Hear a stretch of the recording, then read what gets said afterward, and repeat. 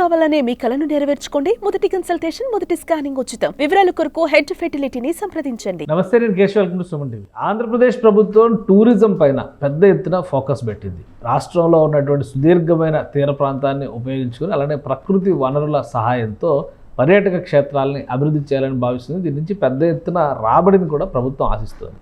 ఆంధ్రప్రదేశ్లో ఈ దిశగా అడుగులు వేయడానికి ఎంతవరకు అవకాశం ఉంది? ఈ అంశాలను విశ్లేషించేటువంటి ప్రయత్నం చేద్దాం. మనతో పాటు చంద్ర శ్రీనివాస్ గారు, పొలిటికల్ అనలిస్ట్. చంద్ర శ్రీనివాస్ గారు, నమస్కారం. నమస్కారం అండి. టూరిజం అనేది ఎక్కడైనా కానీ ఒక డెస్టినేషన్ క్రియేట్ చేయడం అనేది ఇంపార్టెంట్. క్రియేట్ చేసిన తర్వాత దాన్ని మెయింటైన్ చేయడం అనేది ఇంకా డబుల్ ఇంపార్టెంట్. ఇప్పుడు ఆంధ్రప్రదేశ్లో గత 5 ఏళ్లలో అసలు టూరిజము, పర్యాటక రంగం పూర్తిగా కుదేలైంది అనేటువంటి విమర్శ ఉంది. దానికి భిన్నంగా ఆ ఇమేజ్ని తుడిచిపెట్టడం ఒకటి, ఇక్కడ ఇన్ఫ్రాస్ట్రక్చర్ డెవలప్మెంట్ ఒకటి. ఈ రెండింటికి సరిపడా వనరులు కానీ సౌకర్యాలు కానీ ఆంధ్రప్రదేశ్కి ఉన్నాయా? ప్రభుత్వం టూరిజం పాలసీ పేరుతో ప్రకటన చేసింది.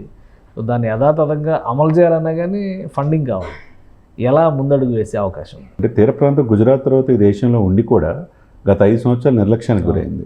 974 కిలోమీటర్ తీర ప్రాంతం ఉండి గోదావరి జిల్లాలో సస్యశ్యామంగా కేరళని తలపించే గోదావరి కొబ్బరి తోటలు ఉన్నాయి, మంచి పర్యాటక ప్రాంతాలు ఉన్నాయి. కానీ ఎందుకు డెవలప్ చేసుకోలేకపోయాం అనేది ఒక భవానీ ఐలాండ్ కావచ్చు, అటువంటి హిస్టారికల్ ప్లేసెస్ ఉన్నాయి. ఉండి కూడా మనం ఎందుకు 5 సంవత్సరాలు నిర్లక్ష్యం గురయ్యాం అనేది అందరూ ఇప్పుడు ఆలోచిస్తున్నారు.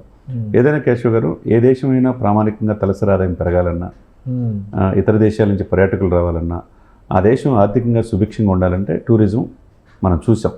మిగతా మన నైబర్ కంట్రీస్ చూసుకుంటే మన దేశ సరిహద్దులన్నీ అన్ని దేశాలకు టూరిజంతో బాగా డెవలప్ అవుతున్నాయి. మన దేశం నుంచి ఎక్కువ మంది పర్యాటకులు వెళ్తున్నారు. మరి దాని మీద దృష్టి పెట్టాల్సిన అవసరం ఇప్పటికైనా ఉంది. ఇప్పుడు మీరు అన్నట్టు 25,000 కోట్ల పెట్టుబడులే టూరిజం ఇదిగా రాబోయే 5 సంవత్సరాల్లో ఒక మీటింగ్ సిఏ కాన్ఫరెన్స్ పెట్టారు. దాంట్లో టూరిజం డెవలప్మెంట్ కార్పొరేషన్ అది ఎండి అమరపల్లి గారు, కందులు దుర్గేష్ గారు. ఎందుకంటే పర్యాటక శాఖ టూరిజం వీళ్ళ దగ్గరే ఉంది కదా.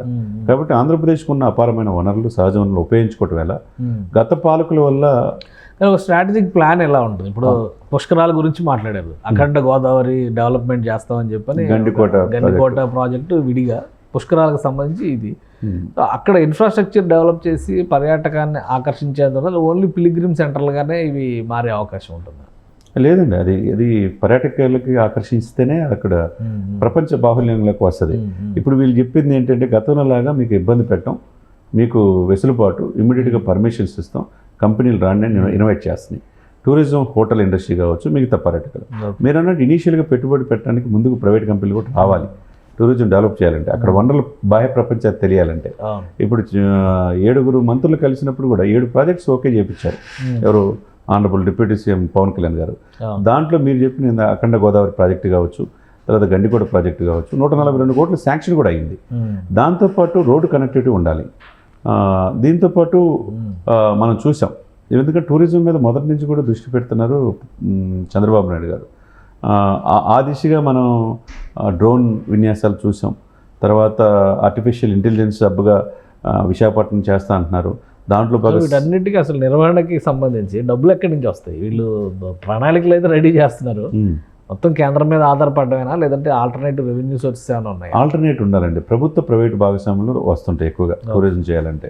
ఇప్పుడు దిండి రిసార్ట్స్ ఉంది, టూరిజం గోదావరి జిల్లాలో ప్రదర్శనలు ఉంది. మీరు చెప్పినట్టు గత 5 సంవత్సరాలు నేను లాస్ట్ పండుగ సంక్రాంతికి వెళ్ళినప్పుడు చూస్తే అది ఎవరు కూడా మెయింటెనెన్స్ లేదు. మెయింటెనెన్స్ కరెక్ట్గా ఉన్నప్పుడే యాత్రికులు వస్తారు, దాని ద్వారా రెవెన్యూ వస్తుంది. అది లేనప్పుడు గవర్నమెంట్ ఎంత చేసినా ఉపయోగం లేదు. కాబట్టి ప్రైవేటు భాగస్వామ్యంతో ఇవి డెవలప్ చేయాల్సిన ఆవశ్యకత ఉంది.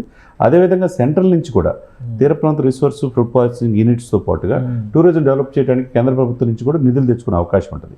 ఎందుకంటే కేంద్రంలో ఇదే కూటమి అధికారంలో ఉంది కాబట్టి ఇక్కడ ఈ రాష్ట్రానికి ఇప్పుడు గత 5 సంవత్సరాల నిర్లక్ష్యానికి గురైన ఈ రంగాన్ని మరింత అభివృద్ధిలోకి తీసుకొచ్చి ముందుకు తీసుకెళ్తే కనుక, నిన్న కమిషనర్ గారు కూడా చెప్తుంది, అది ఆమ్రపల్లి గారు, మీకు తీర ప్రాంతం ఉంది, మీకు ఏది కావాలన్నా కూడా పర్మిషన్స్ మేము ముందుకు తీసుకురాగలం.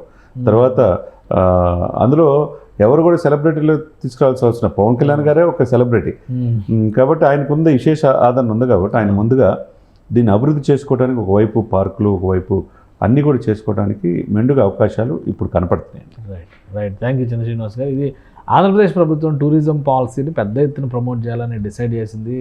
25,000 కోట్ల పెట్టుబడులు ఆకర్షించేందుకు కావాల్సినటువంటి ప్రణాళికల్ని రూపొందించుకున్నారు. రాబోయేటువంటి పుష్కరాలని ఒక వేదికగా ఉపయోగించుకోవడంతో పాటు రాష్ట్రంలో ఉన్నటువంటి ప్రముఖ పర్యాటక క్షేత్రాల్ని అలానే న్యాచురల్ రిసోర్సెస్ సహజ వనరులుగా ఉన్నటువంటి క్షేత్రాలన్నింటినీ కూడా ప్రమోట్ చేయాలనేటువంటి ఆలోచనతో ఏపీ సర్కార్ ఒక ప్రణాళికని అమలు చేసే ప్రయత్నం చేస్తుందని చంద్ర శ్రీనివాస్ గారు విశ్లేషిస్తున్నారు. ఇది special discussion. Keep watching. Suman టీవీలో మీ పర్సనల్ అండ్ బిజినెస్ ప్రమోషన్స్ కోసం కింది నెంబర్కి కాంటాక్ట్ చేయండి.